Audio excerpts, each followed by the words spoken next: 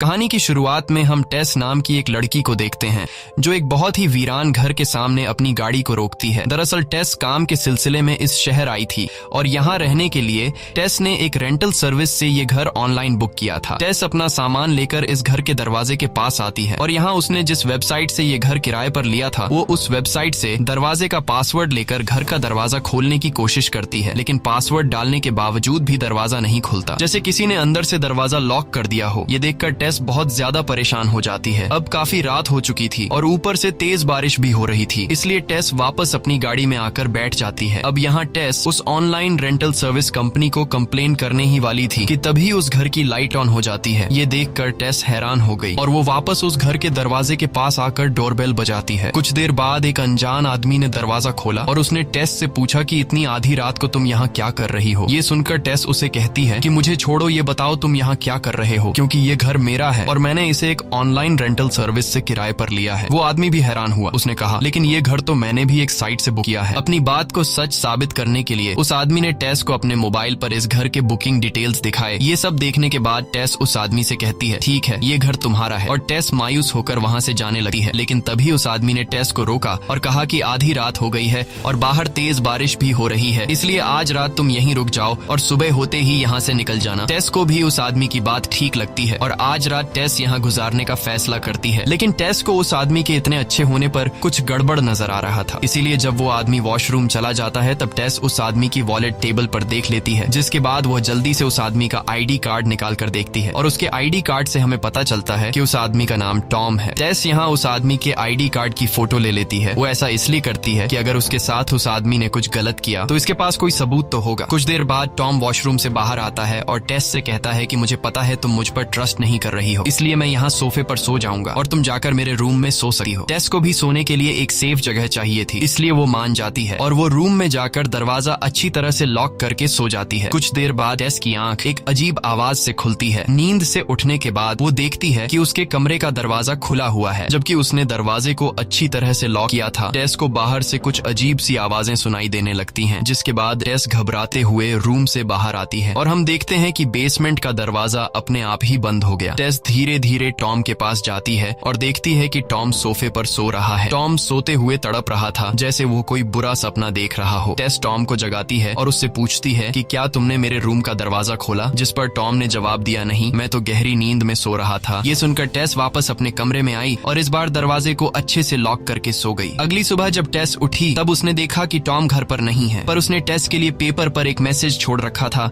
कि मैं किसी काम से बाहर जा रहा हूँ, शाम तक वापस आ जाऊंगा। इसके बाद टेस भी तैयार होकर इंटरव्यू के लिए घर से निकलती है। बाहर का नजारा देखकर टेस हैरान रह जाती है, क्योंकि बाहर पूरा इलाका वीरान पड़ा था। सारे घर टूटे फूटे हुए थे। ऐसा लग रहा था कि टेस के अलावा यहाँ और कोई भी नहीं रहता। ये सब देखकर टेस को बहुत अजीब लगता है, लेकिन इस समय उसे इंटरव्यू के लिए देर हो रही थी, इसलिए टेस इस बारे में ज्यादा नहीं सोचती और वहाँ से निकलकर कंपनी पहुँच जाती है, जहाँ उसका इंटरव्यू काफी अच्छा चलता है। डायरेक्टर टेस से काफी ज्यादा इम्प्रेस्ड हो जाती है। इंटरव्यू पूरा होने के बाद डायरेक्टर टेस से पूछती है कि तुम इस शहर में कहाँ ठहरी हुई हो। टेस ने उसे बताया कि मैं बारबरी स्ट्रीट एरिया के एक घर में रहती हूँ। बारबरी स्ट्रीट नाम सुनकर डायरेक्टर शॉक हो जाती है और टेस से घबराते हुए कहती है कि वो जगह बिल्कुल भी ठीक नहीं है, तुम उस जगह से जल्दी से निकल जाओ। यह कहते हुए डायरेक्टर वहाँ से चली जाती है और टेस जब वापस घर आती है तो अब टेस को भी उस जगह से डर लगने लगा था। टेस जैसे ही दरवाजे का लॉक खोलकर घर के अंदर जाने वाली होती है, तभी वो देखती है कि एक अनजान आदमी तेजी से उसकी तरफ दौड़ रहा है। ये देखकर टेस घबराते हुए जल्दी से उस आदमी के पहुंचने से पहले दरवाजा खोलकर घर के अंदर चली जाती है। वो आदमी टेस को घर से बाहर निकलने के लिए कहता हुआ जोर जोर से दरवाजा पीटने लगा। टेस को कुछ समझ नहीं आ रहा था कि यह सब क्या हो रहा है। टेस घर के अंदर बहुत ज्यादा घबराई हुई होती है और पुलिस को कंप्लेंट करने की कोशिश करती है। कुछ देर बाद टेस देखती है कि वो आदमी यहाँ से जा चुका है। अब टेस सुकून की सांस लेती है और बाथरूम चली जाती है, लेकिन बाथरूम में उसने देखा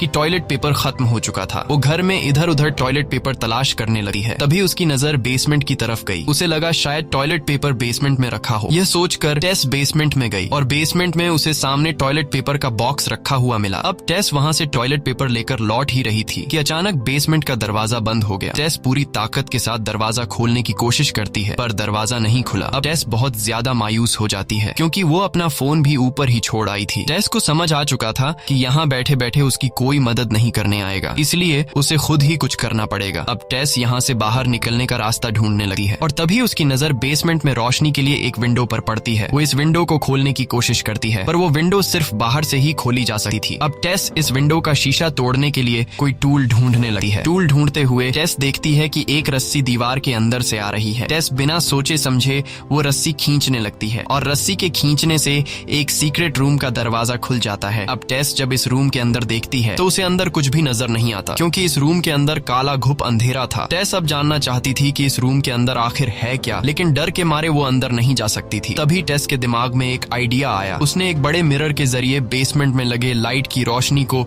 उस अंधेरे वाले कमरे में रिफ्लेक्ट कर दिया। जहाँ टेस को अंदर एक रास्ता नजर आया, अब डरते हुए वो इस रूम के अंदर बने रास्ते में आगे बढ़ने लगी और वहाँ उसने देखा कि अंदर एक दूसरा रूम है। इस रूम का दरवाजा खोलने पर उसे अंदर एक गंदा बेड और एक पुराना वीडियो कैमरा देखा। इस रूम को देखते हुए ऐसा लग रहा था कि जैसे किसी की यहाँ पर वीडियो शूट की जाती हो। तभी टेस की नजर सामने दीवार पर पड़ी, जहाँ खून से सने हुए हाथ का निशान बना था। ये देखकर टेस बहुत ज्यादा डर गई और भागते हुए वहाँ से निकलकर सीधा उस बेसमेंट को रोशनी देने वाली विंडो के पास पहुंची, जहाँ उसने घर के बाहर टॉम को देखा। टॉम को देखते ही टेस चिल्लाती हुई उसे आवाज देने लगी। लकीली टॉम ने उसे देख लिया और वो टेस के पास आया, जहाँ उसने देखा कि टेस बेसमेंट के अंदर फंसी हुई है। अब टॉम जल्दी से जाकर घर के अंदर से बेसमेंट का दरवाजा खोल लेता है और टेस को वहाँ से बाहर निकाल लेता है। अब टेस बहुत ज्यादा डरी हुई थी और वो अपना सामान पैक करके इस घर को छोड़कर जाने वाली थी, लेकिन टॉम उसे जाने से रोक देता है और कहता है कि आखिर हुआ क्या है। तब टेस उसे नीचे बेसमेंट में बने सीक्रेट रूम और बेड और कैमरा के बारे में बताती है और कहती है कि ये जगह बिल्कुल भी ठीक नहीं है, हमें जल्दी इस जगह से निकलना होगा। पर टेस को इतना ज्यादा घबराया हुआ देखकर भी टॉम उसकी बातों पर यकीन नहीं कर रहा था। वो टेस से कहता है कि मैं पहले खुद नीचे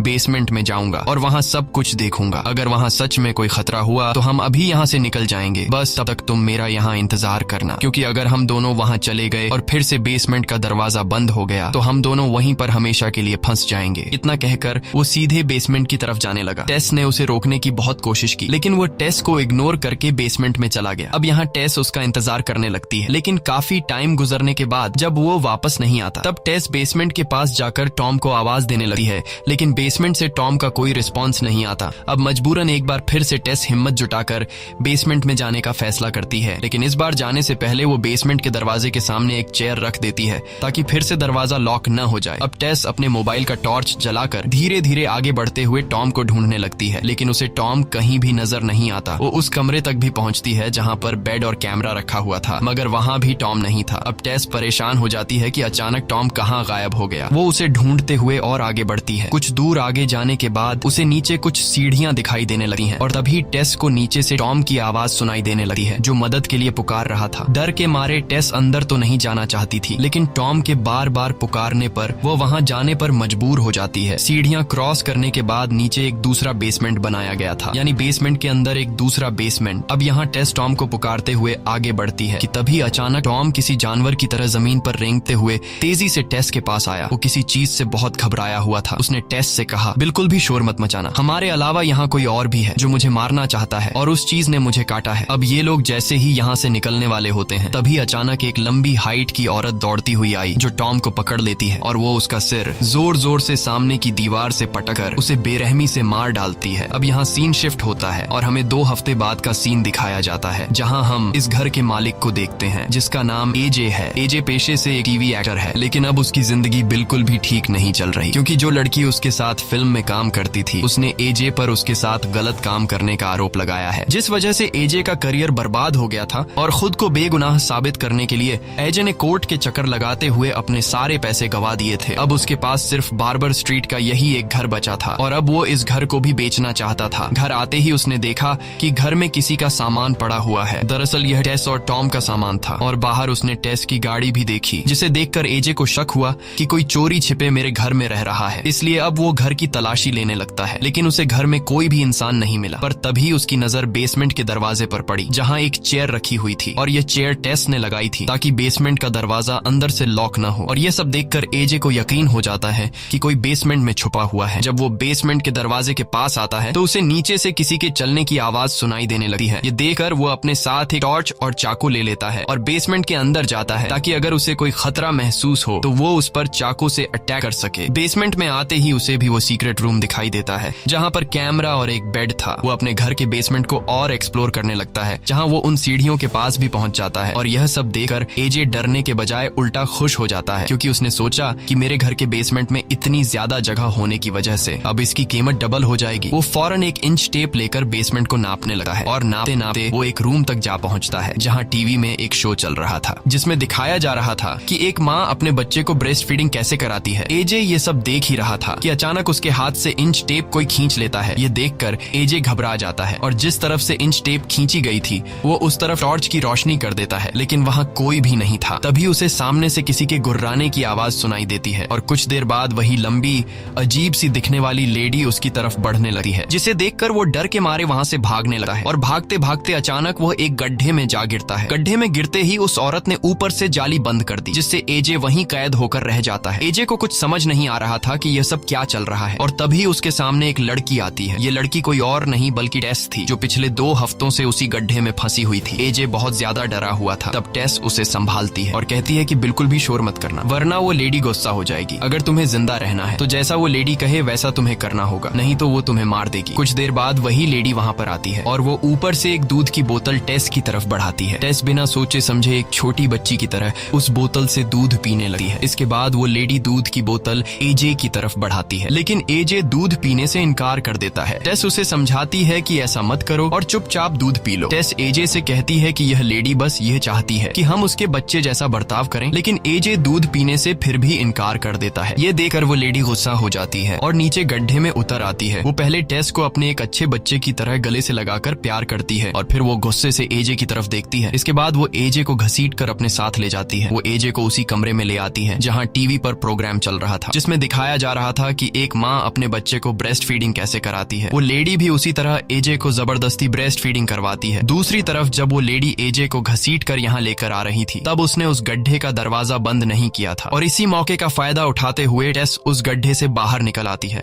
और वहाँ से भागने लगती है। लेकिन तभी गलती से उसका पैर इंच टेप से टकरा जाता है, जिसकी आवाज वो लेडी सुन लेती है और वो समझ जाती है कि टेस यहाँ से भागने की कोशिश कर रही है। अब वो लेडी एजे को यहीं छोड़कर टेस का पीछा करने लगती है। टेस तेजी से दौड़ते हुए ऊपर बेसमेंट के दरवाजे तक पहुंच जाती है, लेकिन बेसमेंट का दरवाजा लॉक हो चुका था। टेस पूरी ताकत से दरवाजा खोलने की कोशिश करती है, लेकिन जब वो दरवाजा नहीं खुलता तो वो भागकर बेसमेंट की खिड़की का कांच तोड़ देती है और वहाँ से बाहर निकलने की कोशिश करने लगती है। इस दौरान वो लेडी टेस के काफी करीब आ चुकी थी, लेकिन इससे पहले कि वो लेडी टेस को पकड़ पाती, तभी बाहर से एक आदमी आकर टेस को बाहर की तरफ खींच लेता है। अगर वह आदमी 1 सेकंड भी देर करता तो टेस की जान चली जाती, क्योंकि वो लेडी टेस के निकलते ही वहाँ पहुँच जाती है। अब टेस की जान जिस आदमी ने बचाई थी वो आदमी कोई और नहीं था बल्कि वही आदमी था जो शुरुआत में टेस को इस घर के अंदर जाने से रोक रहा था। अब टेस उस आदमी को समझाती है कि इस घर में एक बहुत ही खौफनाक लेडी रहती है, लेकिन उस आदमी को पहले से ही उस लेडी के बारे में पता था। अब वो आदमी टेस से कहता है कि जितनी जल्दी हो सके इस शहर से दूर निकल जाओ, वरना वो लेडी तुम्हें ढूंढकर सारी जिंदगी अपने पास रख लेगी। लेकिन टेस उसे कहती है कि अंदर एक और आदमी भी फंसा हुआ है जिसे मेरी मदद की जरूरत है। तब वो आदमी टेस से कहता है, शुक्र करो कि तुम्हारी जान बच गई, मेरी मानो तो तुम जल्द से जल्द यहाँ से निकल जाओ, क्योंकि रात होते ही वो लेडी तुम्हें ढूंढती हुई बाहर निकलेगी। अगर तुम इस इलाके के आसपास रहे तो वो लेडी तुम्हें किसी भी तरह पकड़ लेगी और फिर हमेशा के लिए अपने पास कैद कर लेगी। इसके बाद वो आदमी टेस से कहता है कि मेरा काम था तुम्हें समझाना, बाकी तुम खुद को बचाती हो या नहीं वो तुम्हारी मर्जी। अब टेस वहाँ से जाना तो चाहती थी, पर टेस एक अच्छे दिल की मालिक थी, इसलिए वो एजे को अकेले उस लेडी के पास नहीं छोड़ सकती थी,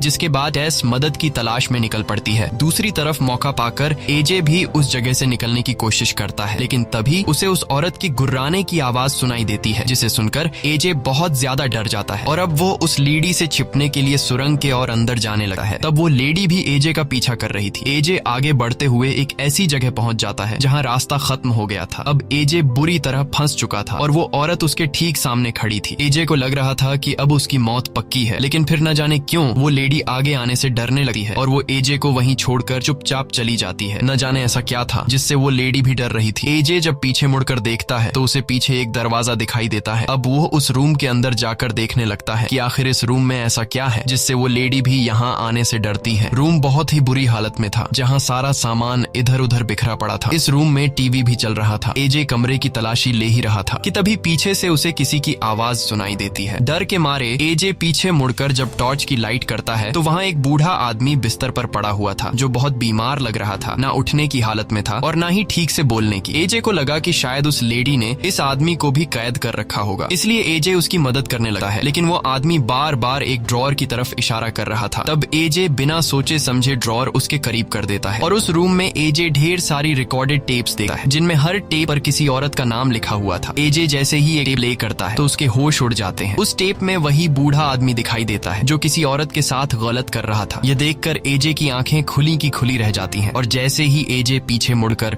उस बूढ़े आदमी की तरफ देखता है तो वो बूढ़ा आदमी ड्रॉर से गन निकाल रहा होता है। एजे को लगा कि अब तो वो मारा गया, लेकिन अगले ही पल वो बूढ़ा आदमी खुद को ही गोली मार लेता है। दूसरी तरफ टेस पुलिस ऑफिसर्स के साथ उस घर के बाहर पहुंचती है। टेस उन्हें सारी बात समझाती है कि इस घर में क्या चल रहा है, लेकिन पुलिस वालों को टेस पर यकीन नहीं होता क्योंकि टेस के पुराने कपड़े और उसकी हालत देखकर उन्हें लगता है कि टेस ने कोई नशा किया है, इसलिए पुलिस टेस को इग्नोर करके चले जाते हैं। यह देखकर टेस और ज्यादा परेशान हो जाती है। अब टेस को समझ आ जाता है कि उसे खुद ही कुछ करना पड़ेगा। जल्द ही रात होने वाली थी, इसलिए टेस समझदारी से काम लेते हुए अपनी कार में जाकर बैठ जाती है क्योंकि उसे पता था कि अब वो लेडी उसे ढूंढने बाहर निकलेगी। और ऐसा ही होता है। अंधेरा होते ही वो लेडी टेस को ढूंढने घर से बाहर निकलती है। अब इससे पहले कि वो लेडी टेस को कार में देख पाती, तभी टेस फौरन कार स्टार्ट करती है और फुल स्पीड से उस लेडी को टक्कर मारकर सामने की दीवार से चिपका देती है, जिससे वो लेडी ना पीछे जा सकती थी और ना ही आगे। वो वहीं फंसकर रह जाती है और कुछ ही देर बाद वो लेडी बेहोश हो जाती है। मौके का फायदा उठाते हुए टेस जल्दी से एजे को बचाने बेसमेंट में चली जाती है और एजे को ढूंढने लगती है। वहीं एजे भी उस गन को उठा लेता है जिससे उस बूढ़े आदमी ने खुद को शूट किया था और बाहर निकलने की कोशिश करता है। अंधेरे की वजह से एजे को कुछ भी दिखाई नहीं दे रहा था और तभी उसे सामने से कोई अपनी तरफ आता हुआ दिखता है। डर के मारे एजे उसे शूट कर देता है। जब एजे उसके पास पहुंचता है तो वो देखता है कि वो टेस थी। लकीली गोली टेस के पेट को छूकर निकल गई थी, इसलिए उसकी जान बच जाती है। अब एजे टेस को संभालते हुए घर से बाहर लाता है। बाहर आते ही टेस देखती है कि वो लेडी जिसे उसने थोड़ी देर पहले कार से टक्कर मारकर दीवार से चिपका दिया था, वो वहाँ से गायब हो चुकी थी। टक्कर की वजह से टेस की कार भी खराब हो चुकी थी, इसलिए वो लोग कार में बैठकर भाग भी नहीं सकते थे। अब वो लोग पैदल ही वहाँ से भागने लगे हैं। कुछ दूर आगे जाने के बाद उन्हें वो अनजान आदमी मिल जाता है जो इशारे से उन्हें चुपचाप अपने पास बुलाता है और वो आदमी उन दोनों को एक टैंक के पास ले आता है। वो आदमी कहता है कि इस जगह तक वो लेडी नहीं आ सकती। तब एजे उस आदमी से पूछता है कि वो लेडी कौन है और मेरे घर में क्या कर रही है। तब वो आदमी उन्हें बताता है कि वो लेडी पिछले 40 सालों से इस घर में रह रही है और यह घर उसके डैड का है। तब एजे कहता है कि यह कैसे हो सकता है, ये घर तो मेरा है। जिस पर वो आदमी जवाब देता है, कागजात के मुताबिक तो ये घर तुम्हारा है, तुमने इसे कुछ साल पहले खरीदा होगा, लेकिन इस घर का पहला मालिक फ्रैंक नाम का एक आदमी था और वो लेडी फ्रैंक की बेटी है। फ्रैंक एक बेहद बेरहम इंसान था जो पराई औरतों को पकड़कर इस घर के बेसमेंट में लाकर बांध दिया करता था और फिर उनके साथ गलत काम करके